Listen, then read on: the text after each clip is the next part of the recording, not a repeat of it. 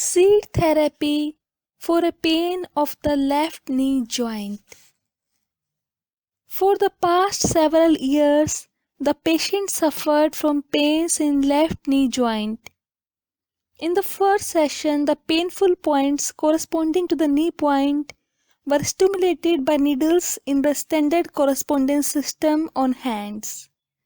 Half an hour after the needles had been removed, black pepper cones were applied to the points and the fingers were massaged by elastic ring. Immediately following the session, the man could move and flex his knee without pain. He was recommended to continue massage of the corresponding areas with black pepper cones and elastic rings. 3 weeks later, he came again to say that he forgot which knee, the right or the left, had ached.